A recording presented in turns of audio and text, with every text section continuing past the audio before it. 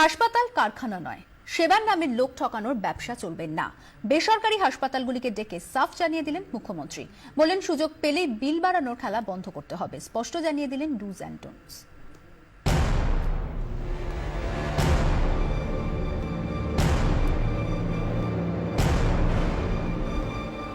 Town হলে বেসরকারি হাসপাতালগুলোর সঙ্গে বৈঠক।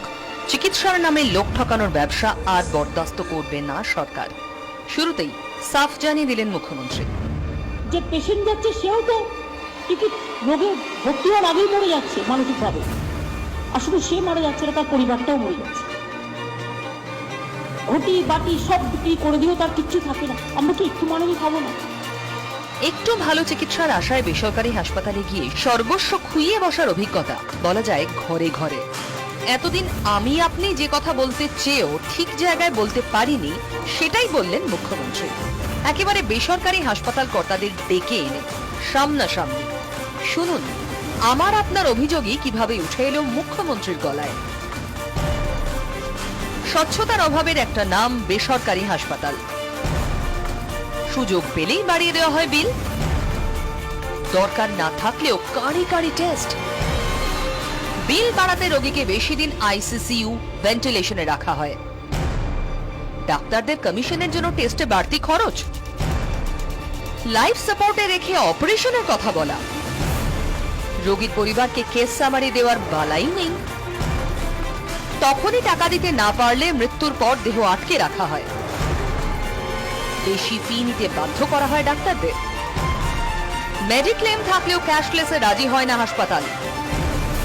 চুক্তি থাকলেও গরিবদের চিকিৎসা না করে ফিরিয়ে দেওয়া হয়।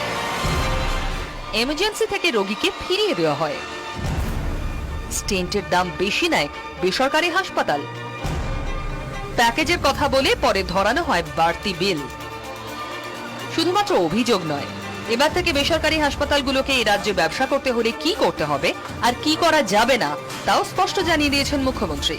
বেসরকারি হাসপাতালগুলোকে তাঁর বার্তা, এমার্জেন্সি থেকে রোগী ফেরানো যাবে না। চিকিৎসায় অকারণ খরচ কমাতে হবে।